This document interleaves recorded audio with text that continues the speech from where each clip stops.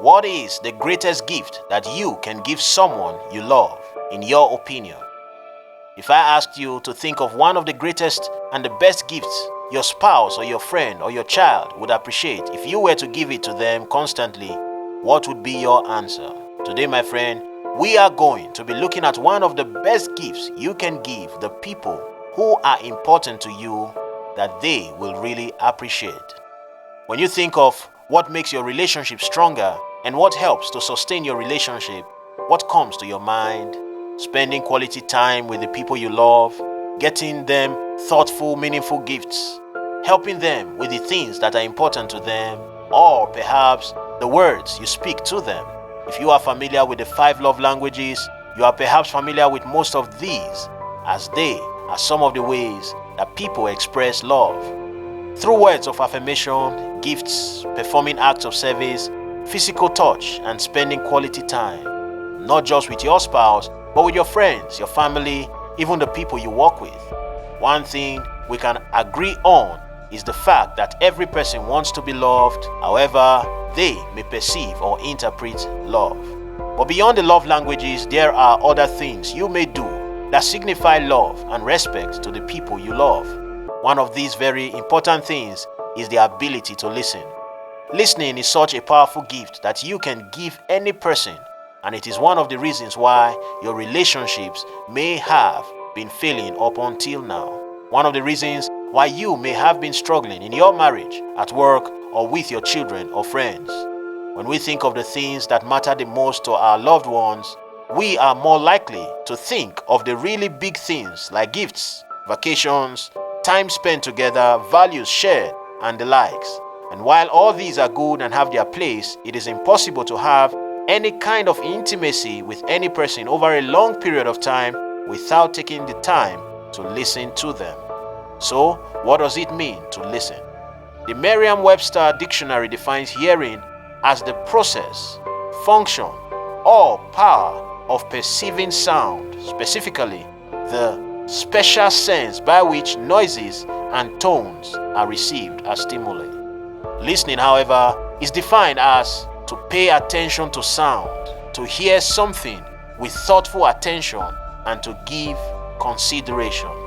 Anyone, my friend, can hear, but not everyone know how to listen. Listening is an active process. It is something you do intentionally. You do not listen by accident. It is a decision you always make. You, my friend, might make the decision unconsciously with some people and yet find that you have to intentionally do it with others. It is to give someone your focus, your attention, your energy, and your mind. It is hearing without a desire to just respond, but to understand. Listening, my friend, is one of the most important ways you can speak love to the people you care about, because it tells them that you love and respect their opinion or what they have to say. Listening is an act of love. Think about how great you feel whenever you feel like you have been heard and you are understood. Just like you have the desire to be seen, heard, and understood, so do the people in your life. My friend, you will never win in your relationships if you do not consistently practice good listening in your relationships. To listen to someone shows you value them. This is one of the reasons we love and appreciate our Father in heaven. You go to Him with your problems and with your fears and your burdens, and He listens to everything you have to say and communicate. Most of the time, He doesn't interrupt you. Instead, He offers comfort, understanding, peace, and a solution. We, my friend, are called to be like Jesus and to model the life that He lived. And this includes learning to love people the way He did. Nothing will take the place of effective communication in your relationship. Nothing can replace it. It is that important. And a big part of learning how to communicate is learning to be a good listener. A lot of times, you can be so focused on what you have to say all the time that you never really take the time to listen to the other person or to understand where they are coming from.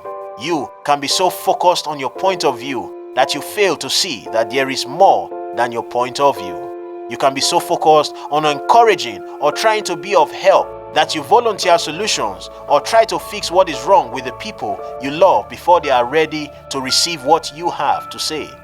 Am I saying that it is wrong to try to fix what is wrong with the people you love when you know what the solution is? Of course not. What I am simply saying is that you must not be so focused on the problem that you miss the person who has the problem in the first place.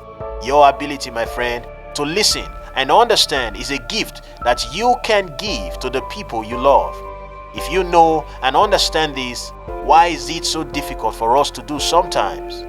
You, my friend, must be humble to be a good listener. One of the reasons why you may struggle to listen is because you are afraid of being wrong. You are afraid of your opinion being changed by what your spouse or friend will say.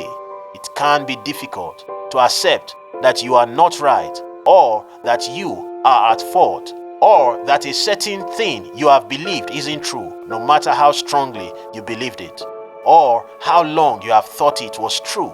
So, you'd rather be right. This is what James tells us in James, the first chapter, the 19th verse. My beloved brothers, understand this. Everyone should be quick to listen, slow to speak, and slow to anger. Why is it so important to make sure you are giving people the gift of your listening ear? One is because listening is a way of making people feel loved and understood. Even if you don't completely agree with someone, the least you can do is to listen to them. We see Jesus constantly listening to different people, from the disciples to Zacchaeus in the tree, to Mary and Martha when their brother Lazarus died, to Nathanael when he questioned why he should believe in and follow Jesus. He didn't just listen to what they said, he listened to why they said what they said, so he could understand and reassure them. Every time, my friend, you make someone feel understood by giving them a listening ear, you build your relationship with them and communicate love to them. You love your neighbor, you love your family by listening to them. Secondly, listening helps you to speak well. One of the reasons why you get in trouble with your words is because you speak so quickly. The Bible tells us over and over again that the solution to saying less of what you have to take back or hurting words with your mouth is to say less and to not be in a hurry to say what you have to say. Proverbs, the 18th chapter, the 13th verse says, the one who gives an answer before he listens, this is foolishness and disgrace for him. Proverbs, the 10th chapter, the 19th verse says, when words are many, sin is unavoidable, but he who restrains his lips is wise. When you listen, not only to reply, but to understand, which is what listening really is, you, my friend, are able to speak in love because you understand your loved ones. You are able to speak better words because you understand what they are worried or concerned about. You do not speak based on only what you have to say, but on what they have said also. The third reason is because listening helps you to minister to people. Listening is a way of ministering healing and comfort to people. When people are hurting, when your loved ones are going through a tough time, it can be a huge healing for them to know that you are concerned and feeling what they are feeling. One of the ways you can do that is by giving them the gift of your presence and your listening ear, asking questions to show you are present, and just generally showing them that you are not interested only in giving advice, but in understanding.